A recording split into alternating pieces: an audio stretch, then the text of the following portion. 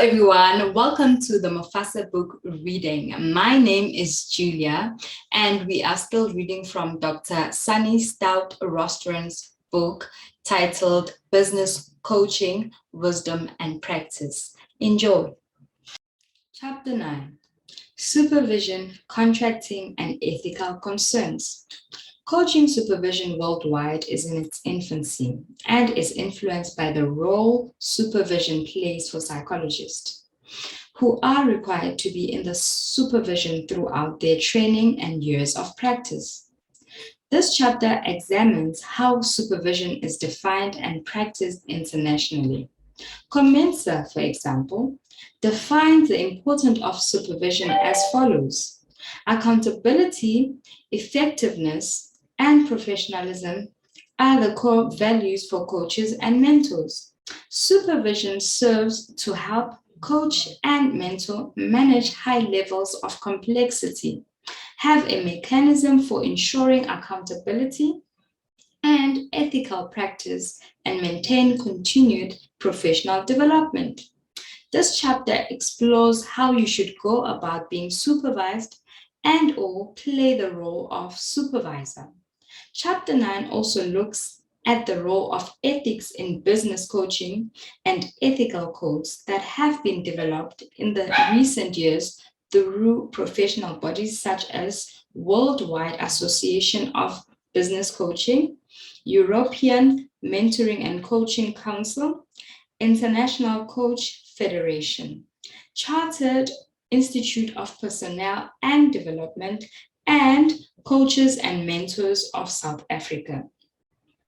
Ethical dilemmas are as important as the professional codes themselves, and the authors explore some of the potential dilemmas that arise during a coaching intervention period.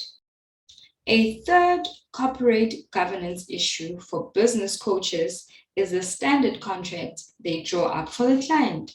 This chapter makes recommendations for key areas to consider when contracting with a client organization, and a supervisor.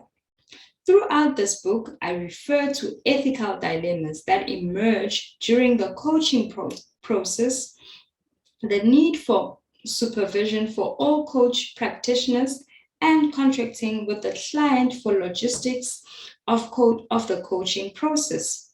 I discover the next context and guidelines for contracting, what is the importance of committing to an ethical code, and the rationale for coaching supervision.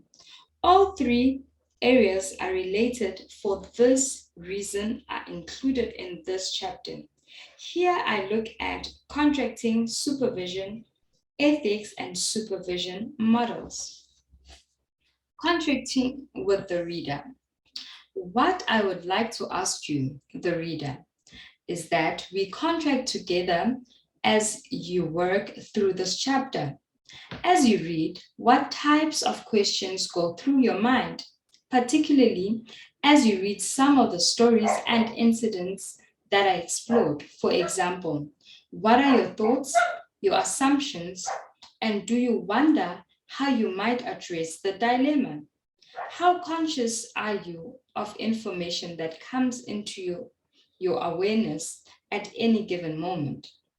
Are you always aware of the ethical and professional questions that might arise during the coaching conversation, or that might be overridden by your own emotional or belief system, or perhaps assumptions that might be operating? This aspect of high-level professional awareness may need reinforcement. This would include the self, the other, and any systems that may need to be held in your awareness. Contracting the relationship. We contract in supervision with our coaching supervisor and in coaching with our client. According to Spinelli, contracting is deeply challenging to our normal way of being in the world. We normally just do without agreeing the parameters of the relationship.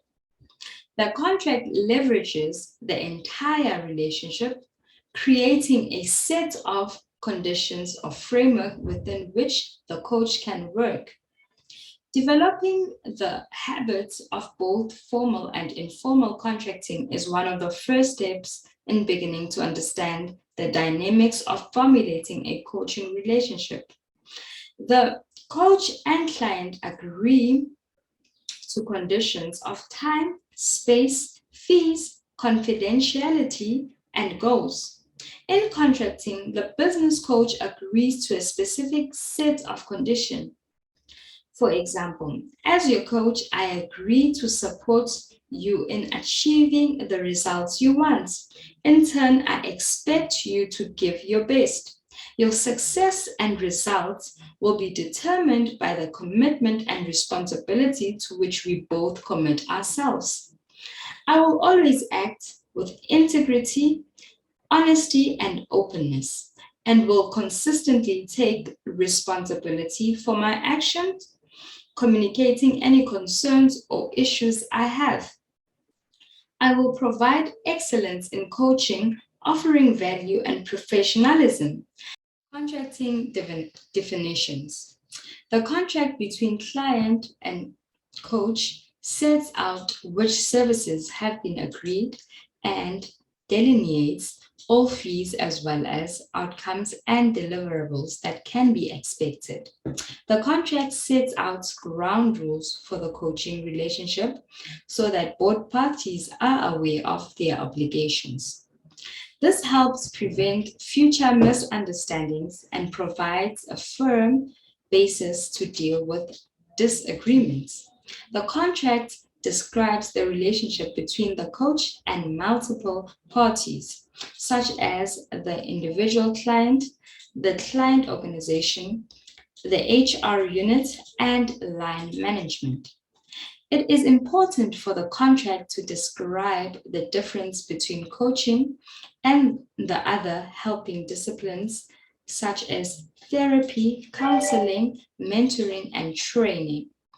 Objectives for the individual executive and for the organization need to be clarified, with boundaries made explicit in terms of confidentiality, fees, cancellation, and termination of the contract. Often in coaching, the contracting process is linked to the generation and fulfillment of outcomes. Contracting usually deals with the management of the process, roles played, evaluation of the process, learning and outcomes, and the exit clauses. As a function, contracting has emerged as a critical function of coaching supervision. The contracting for therapy and coaching have similarities in their purpose. That is, provide safety, set boundaries, manage time, money, and ethical issues. But what is contracted and to what end creates a distinction. The contracting and the relationship building are crucial to the outcomes of the coaching intervention, and this is no different to that of supervision. Contracting is simple as it determines what areas and how deeply the coach can work with the organization at an individual, team, and systemic level. A question raised in Pampelis Paisley's research was, how do you get change in coaching that is innovative and not superficial if you do not go deep? This is a question for supervision and needs to be considered in the contracting process. That is where today's reading will end. Thank you. Thank you for watching the video. Remember to subscribe to the channel, like, comment, and share to your family and friends. Bye.